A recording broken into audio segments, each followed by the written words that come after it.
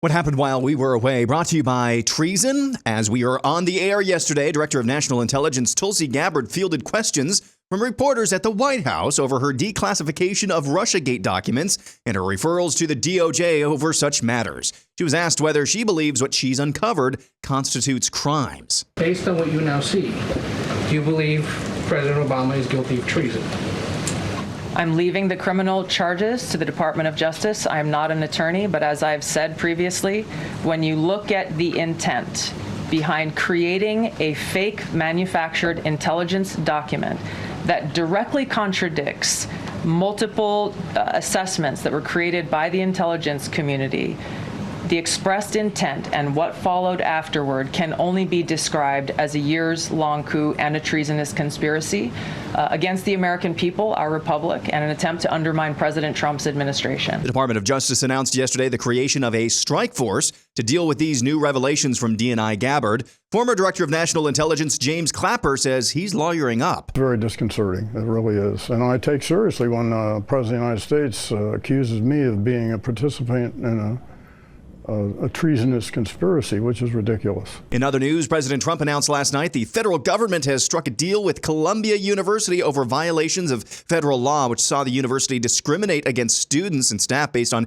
ideological and immutable traits. The deal also sees the university end its DEI programs and pay a fine of $200 million. On a different but related matter, U.S. Attorney for Civil Rights Harmeet Dhillon, one of the bright spots in the Trump DOJ, told the Senate yesterday she's already opened up investigations over discriminatory DEI practices and other matters in Marxist hellholes like Chicago and Minneapolis, just to name a couple. And she's committed to using her power at the DOJ. With these efforts underway, Senators, the goal is clear.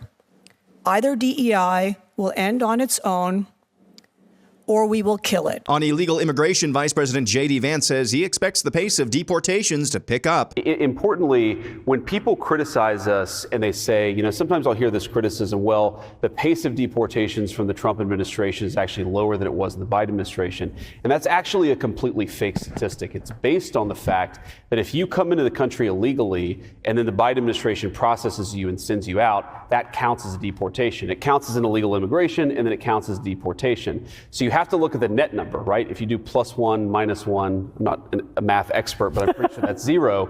The net number is what really matters. And where the Trump administration, where we've been most wildly successful, is that we have, I think in 2025, we will have the first net negative immigration number in about 50 or 60 years in the United States. And so there has been a major shift in immigration policy. United Health Group revealed Thursday it's facing a Department of Justice investigation over its Medicare billing practices. It comes after the Wall Street Journal reported in May that the Department of Justice is conducting a criminal investigation into the healthcare giant over possible Medicare fraud. In response at the time, the company said it stands behind the integrity of its Medicare Advantage program.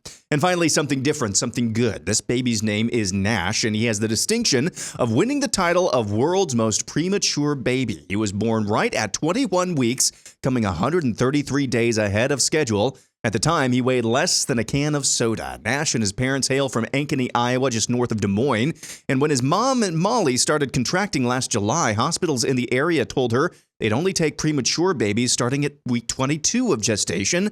Molly and Nash's dad, Randall, rushed to the University of Iowa in Iowa City, where Nash was born just 10 hours after surpassing the 21-week mark. Nash just had his first birthday a couple of weeks ago and is now a healthy toddler. There's a lot more to that truly incredible story bordering on miraculous, and that's what happened while we were away.